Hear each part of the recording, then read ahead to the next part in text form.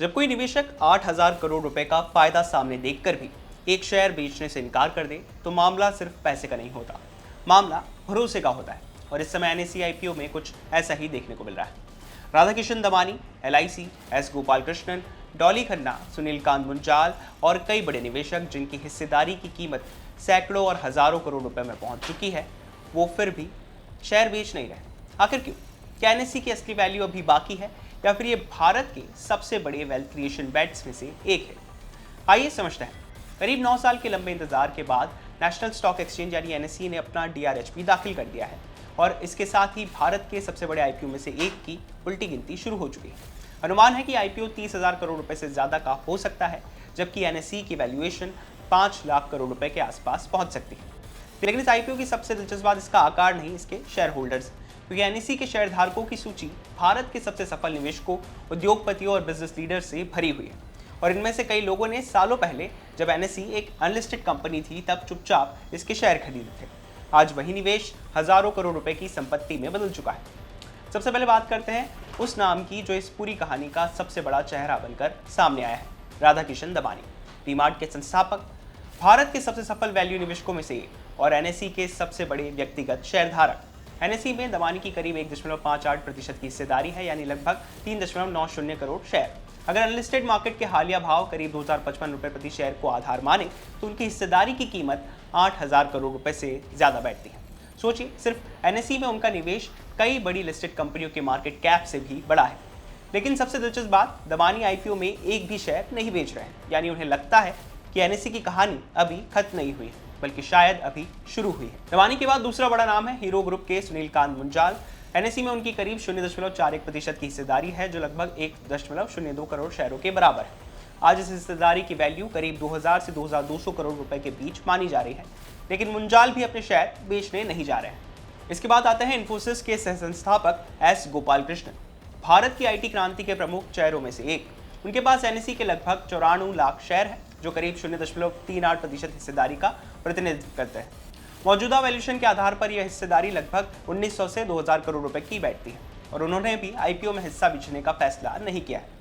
अब बात करते हैं एक ऐसे निवेशक की जिसका नाम आम निवेशकों के लिए शायद नया हो, लेकिन जिसकी मौजूदगी काफी दिलचस्प है, सिद्धार्थ बालाचंद्र। दुबई आधारित निवेशक एनएसई में करीब 0.38% हिस्सेदारी रखते हैं और दिलचस्प बात यह है कि ये बीएसई में भी बड़े व्यक्तिगत शेयर धारकों में से एक है, यानी भारत के दोनों बड़े स्टॉक एक्सचेंजों पर उनका दाव लगा हुआ है। उनके एनएसई हिस्सेदारी की वैल्यू करीब 1800 से 2000 करोड़ रुपए के बीच मानी जा रही है और वो भी शेयर बेचने नहीं जा रहे हैं। लेकिन कहानी सिर्फ अरबपतियों की नहीं है। कुछ ऐसे निवेशक भी हैं जिनका नाम अक्सर टीवी स्क्रीन पर नहीं दिखता, लेकिन एनएसई ने उन्हें भी सैकड़ों करोड़ रुपए की संपत्ति का मालिक बना दिया है। मनोजा सुंदर अय्यर, करीब 44 लाख शेयर है उनके पास, अनुमानित वैल्यू 1000 करोड़ रुपए। सिद्धार्थ अय्यर महत्वपूर्ण हिस्सेदारी के साथ एनएसई के बड़े व्यक्तिगत निवेशकों में शामिल है। फिर आते हैं इग्नेशियस नेविल नोरानो, जो हाल तक डीमार्ट के सीईओ और एमडी रहे। उनके पास एनएसई के लगभग 30 लाख शेयर हैं, जिनकी अनुमानित वैल्यू करीब 600 करोड़ रुपए बैठती है। यानी एनएसई ने सिर्फ निवेशकों का ही नहीं, बल्कि कॉर्पोरेट प्रोफेशनल्स को भी बड़ा वेल्थ क्रिएशन अवसर दिया है। अब बात उन नामों की जिन्हें शेयर बाजार के निवेशक बहुत अच्छी तरह से जानते हैं। डॉली खन्ना, भारत की सबसे चर्चित स्मॉल कैप निवेशकों में से एक। उनके पास एनएसई के करीब 15 लाख शेयर हैं, जिनकी वैल्यू 300 करोड़ रुपए से ज्यादा बैठती है, लेकिन उन्होंने भी एक भी शेयर बेचने का फैसला नहीं किया है। इसी तरह मोतीलाल ओसवाल समूह के सह संस्थापक रामदेव अग्रवाल और खुद मोतीलाल ओसवाल, दोनों के पास करीब 8 लाख शेयर है। हर एक की हिस्सेदारी की वैल्यू 160 करोड़ रुपए से ज्यादा बैठती है, लेकिन दोनों अभी भी निवेश बनाए हुए हैं। इसके अलावा पीएनसी मेनन, नरोत्तम सेकसरिया, पुलकित सेकसरिया और कई अन्य उद्योगपति और निवेशक एनएसई के शेयरधारकों की सूची में शामिल हैं। दरअसल एनएसई के कुल 421 शेयरधारकों में से करीब 200 शेयरधारक व्यक्तिगत निवेशक हैं, यानी लगभग आधी मालिकाना हिस्सेदारी व्यक्तिगत निवेशकों और उद्योगपतियों के हाथों में है। और यही बात एनएसई को बाकी आईपीओ से अलग बनाती है। अब सवाल उठता है कि जब इतने बड़े निवेशक हजारों करोड़ रुपए की संपत्ति होने के बावजूद शेयर नहीं बेच रहे हैं, तो फिर बेच कौन रहा है? आईपीओ में हिस्सा बेचने वालों में SBI, MS strategic, CPPIB, Aranda investments, bank of Baroda, GIC, new India assurance और stock holding corporation of India जैसे संस्थान शामिल हैं। यानी कई शुरुआती निवेशक अब अपने निवेश का लाभ उठाने जा रहे हैं। लेकिन सबसे बड़ा नाम जो शेयर नहीं बेच रहा है वो है एलआईसी। भारतीय जीवन बीमा निगम एनएसई में करीब 10.7% हिस्सेदारी के साथ एलआईसी कंपनी की सबसे बड़ी शेयरधारक है। उसके पास लगभग 26.5 करोड़ शेयर है, जिनकी अनुमानित वैल्यू 50,000 करोड़ रुपए से ज्यादा बैठती है। फिर भी एलआईसी एक भी शेयर नहीं बेच रही। तो आखिर दमानी, सुनीलकांत मुंजाल, एस गोपाल कृष्णन, डॉली खन्ना, रामदेव अग्रवाल, मोतीलाल ओसवाल और एलआईसी जैसे बड़े निवेशक किस बात पर दाव लगाए बैठे हैं? इसका जवाब है एनएसई के बिजनेस मॉडल में। एनएसई सिर्फ एक स्टॉक एक्सचेंज नहीं है, बल्कि भारत के वित्तीय सिस्टम का इंफ्रास्ट्रक्चर है और देश के अधिकांश इक्विटी और डेरिवेटिव ट्रेड इसी प्लेटफॉर्म पर होते हैं।